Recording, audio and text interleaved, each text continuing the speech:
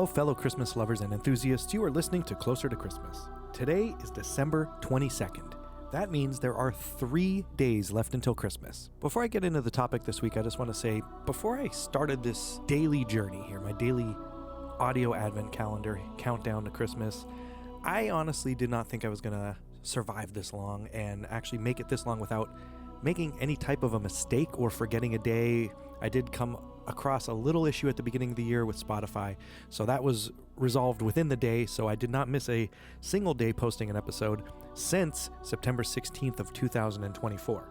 So with that said, what I think I'm going to do going forward, I'm going to count up to Christmas, but the way my brain thinks, I'm so close to hitting 500 days in a row that if I were to still release a daily episode up until January 29th of 2026, that would be my 500th day in a row of releasing a podcast.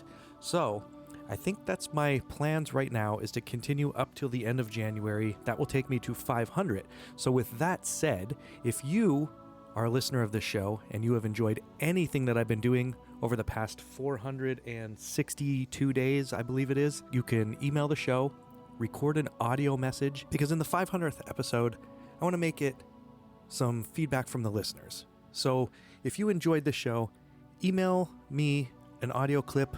You can wish somebody a Merry Christmas, whatever you want. You can congratulate on 500 in a row, any type of Christmas message that you want to put out there to the people. I will get the messages in and I'll compile an episode for the 500th episode in a row extravaganza, if you will. So you could email the show closertochristmaspodcast@gmail.com with your audio clip. If you're a podcaster, obviously you know how to record. You could email me a clip using your audio recording software.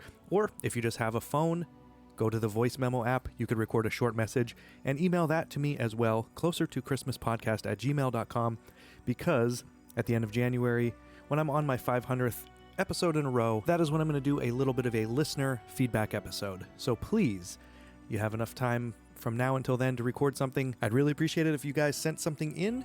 And now, with that said, we're going to get on to the topic for this week.